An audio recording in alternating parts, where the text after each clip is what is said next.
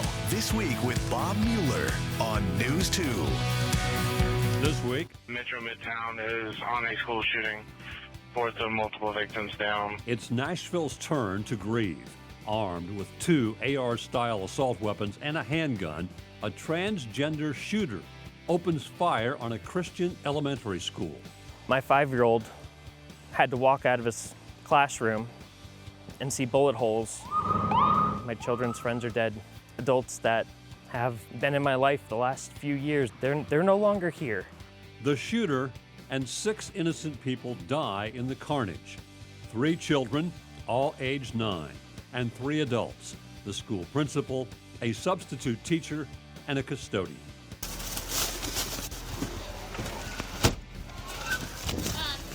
Kids are all locked down, but we have 2 kids that we don't know where they are. Okay? Yes, ma'am. Remarkable efforts by Metro Police saved lives from the first call to officers confronting and putting down the shooter. Only 14 minutes have elapsed. It's hard to know that your small section of the world is really being rocked by something like this. Sadly, even that perfection of response cannot save everyone, as the shots are fired before police are notified. Now, lawmakers begin the discussion again. Gun restrictions, more mental health help, or do nothing at all. Hello again, and welcome to another edition of This Week. We are dedicating this edition of This Week to the 6 victims of this week's mass shooting. 3 children, 9 years old each, dropped off at school by their parents, never to return home, and 3 adult staff members trying to protect children during what is now the deadliest school shooting of the last year. They've got a description of white camo, and they're actually hearing gunfire. Metro Police began receiving calls of an active shooter at 10:13 Monday morning. Multiple victims down. They will be sending them to VUH. Metro officers scrambled to the scene. At this time, all radio traffic will be kept to a minimum except for emergency situations only. Without hesitation, officers entered the building in search of the shooter.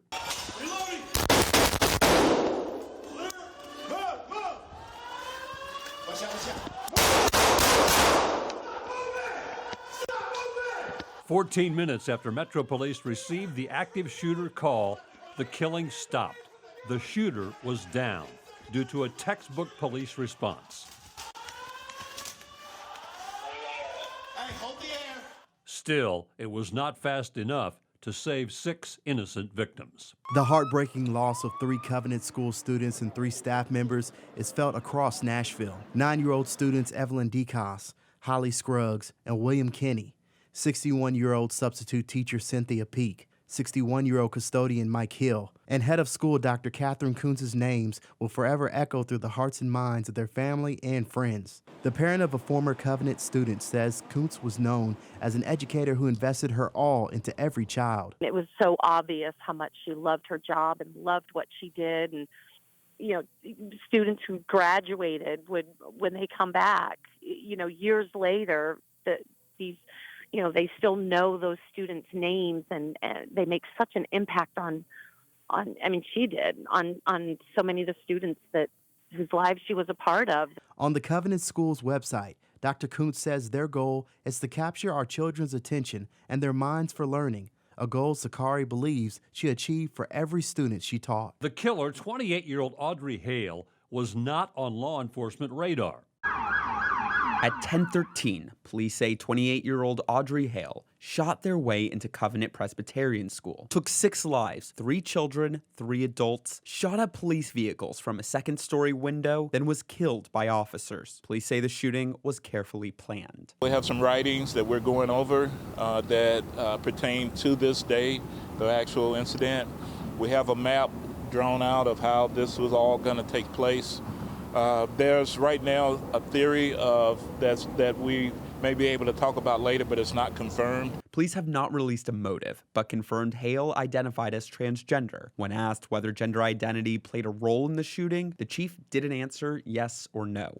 We can give you that at a later time. There is some theory to that. We're investigating all the leads, and once we know exactly we'll let you know. Police say Hale was also a former student at the school, and according to LinkedIn, Hale was an illustrator and graphic designer who attended a private arts college in Nashville. On social media, Hale appeared to use the name Aiden. On what appears to be their personal website, Hale wrote, "Aside from art, I enjoy binging on video games, watching movies, and playing sports. There's a childlike part about me that loves to go run to the playground. Animals are my second passion, so I also enjoy spending time with my 2 cats." Police say 28-year-old Audrey Hale brought 2 military-style rifles and a handgun into Covenant and was prepared to do more damage. Someone that had multiple rounds of ammunition, prepared for a confrontation with law enforcement, prepared to do more harm than was actually done. Those living near the school heard the gunfire that ended 6 innocent lives. We heard many shots, just like really, really loud. It's very tragic. It really is. The sound of gunshots coming from Covenant School, heard by neighbors blocks away. The first about 8 or 10 shots were very loud. I don't know what, very loud. And then there was some after that, like almost it was a different gun, that weren't as loud. I am so sad for these parents and kids. It's very tragic. It's 2 blocks from our house. Another neighbor who lives right across from the school couldn't believe what she came home to. Knowing that it happened pretty much right outside my front door, the first initial thought is that you hate to hear that this happens anywhere in the world, our country, especially this close to home. The mother-to-be had plans to send her future child to Covenant School one day. If I were to send my children to school when I have them one day, this is the closest one to my house, so it's been on our list, and it's just, again, there's no proper words or sentences to form for the ugliest of situations that can occur in our world like this. And I can't imagine the feeling of the parents who dropped their kids off at school today. Hurting for all of the parents and students for what they went through and are still going through. And to know that I have friends whose children go there, I don't even have a proper sentence to form to take away their pain or their worry. It's just the worst thing in the world. Her message to everyone: just hug your loved ones and keep them close to you, and never be afraid to tell them that you love them one more time or a million times. Parents of students at Covenant School scrambled to find their children.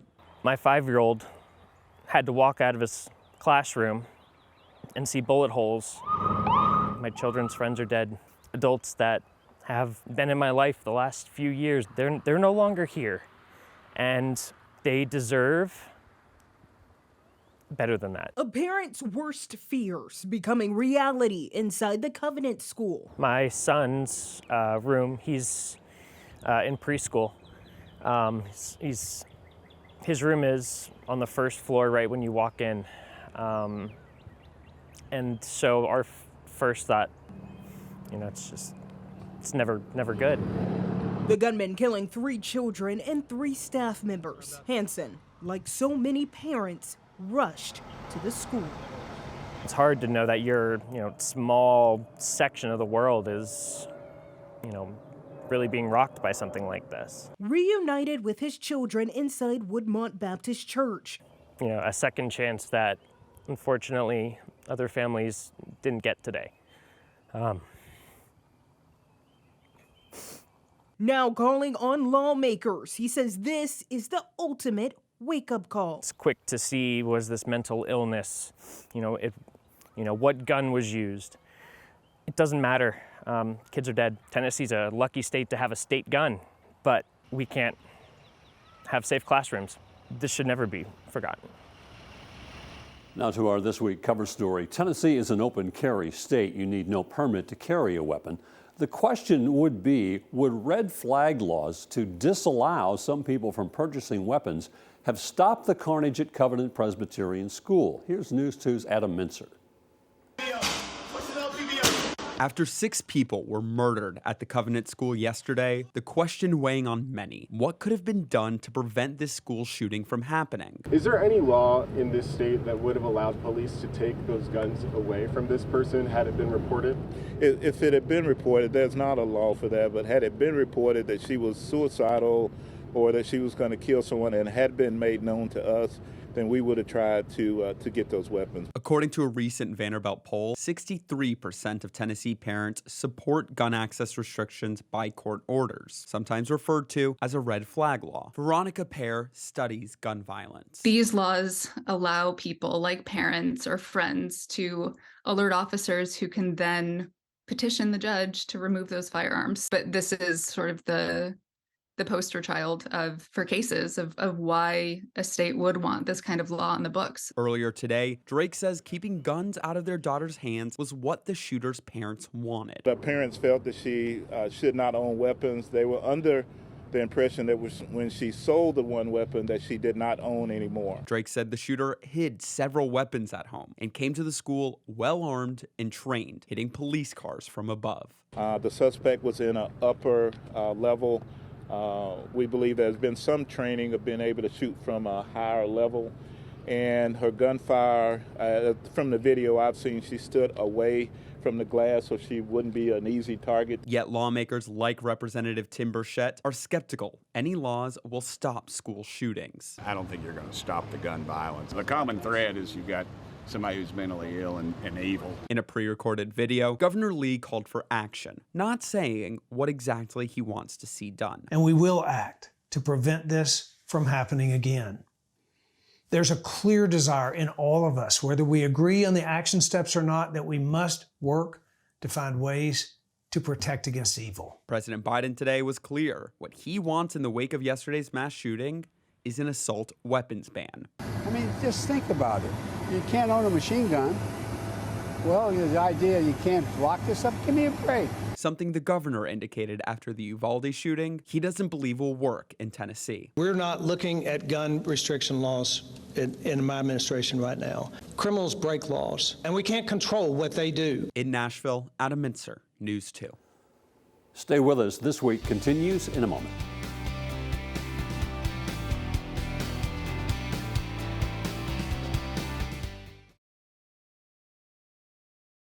Welcome back. Sadly, there is predictable response to mass shootings from elected officials. The gun rights crowd want to talk about security, mental health, anything but gun restrictions.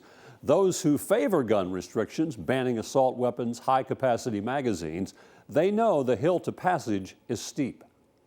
I know what it's like to walk in a building on the first day of school and pay attention to where your kid's classroom is in relation to the front door. And you can't find any parent today who lives in this city and frankly lots of other cities who's not just angry. Lawmakers shared their grief and raw emotion today after the shooting at the Covenant School in Nashville. I broke down in tears when I saw the children coming off the buses and meeting with their parents, and immediately thought of the tough conversations that families all across our city are going to have with their children tonight to explain how and why something like this can happen. Many Republican lawmakers put out statements, including Speaker of the House Cameron Sexton. In part, he wrote, "No harm should ever come to any child. At some point today, please take a moment to pray for the families impacted by this tragedy." Governor Bill Lee also took to Twitter, writing in part, "As we continue to respond, please join us in praying for the school, congregation, and Nashville community." And earlier this evening, instead of hearing legislation, lawmakers shared a prayer. We come, oh God, because today's events are incomprehensible. Though some used their platform to ask for change. My children were in school less than a mile down the road.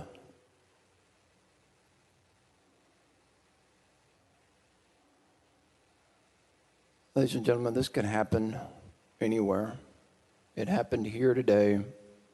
But unless we take action, it's going to happen again. I didn't have one person ask me for thoughts and prayers today. They asked me for courage to come down here and do something.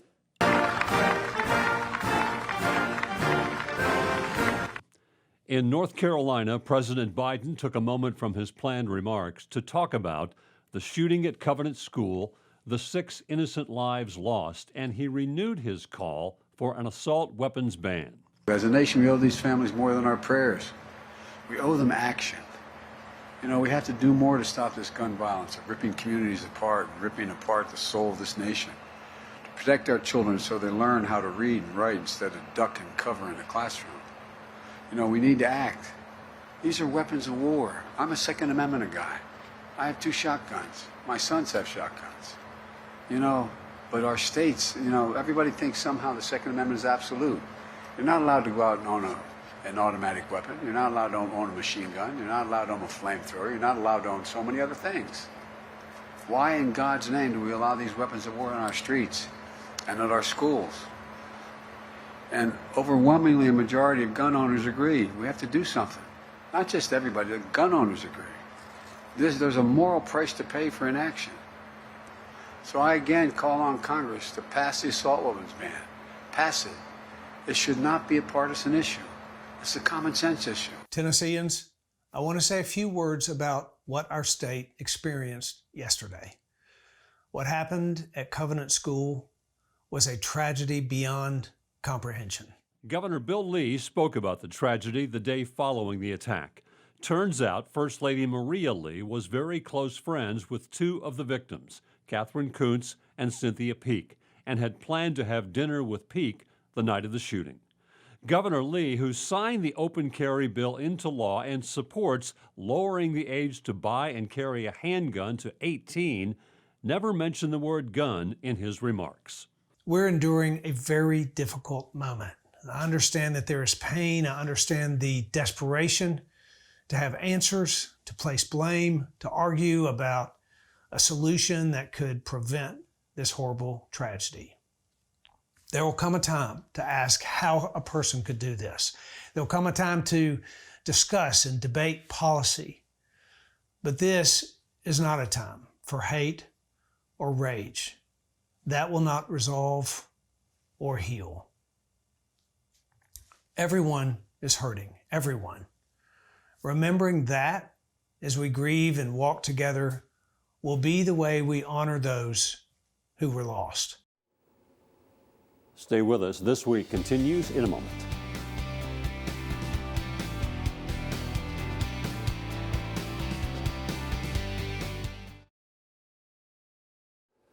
Welcome back. The familiar rituals after a mass shooting also played out.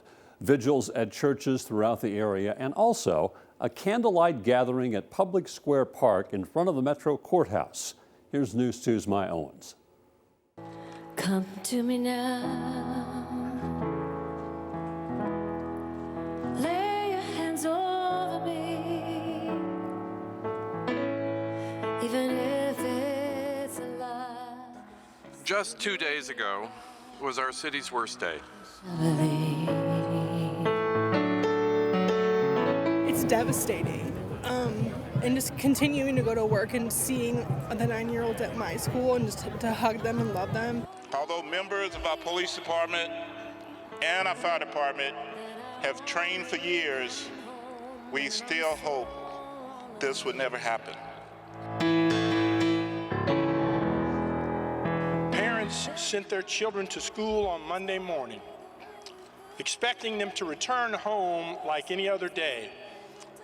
Unfortunately, 3 of those children and 3 staff members did not. It's great to see the community here today. I love it. I think it's important, people standing together and just grieving, processing, understanding everything. Yes, Lord. This is a community-changing event that goes beyond the walls of the school. Right now, the fear is loud and prominent. I want everyone to feel safe. I want to be safe in knowing that they will come home alive. I have a coworker and a family friend that had a daughter in the classroom. So this hits closer to home than anything we've had before. Many brought to tears. One of the victims, Mike Hill, his family clinging to one another. For some in the crowd, this hits too close. I've heard people say they're in a better place. I wouldn't say he's in a better place because God has something planned for him down here on earth. While they may not be able to make sense of this, they do find comfort in being together. In the midst of sorrow, we are yet looking for hope. Among those in attendance, First Lady Jill Biden, as she stood, listened, and watched Nashville try to be strong. Nashville has had its worst day. Our heart is broken. our city united as we mourn together. When words just can't carry the weight of what is in our hearts, we must reach out to each other to help each other carry the load, to think of all the hugs that they would have had and all the hugs we can still give each other. 6 names. Evelyn Dykus, Holly Scruggs, William Kinney, Cynthia Peak, Mike Hill, and Catherine Kuntz. But more importantly, 6 lives remembered. My Owens, News 2. Stay with us. This week continues in a moment.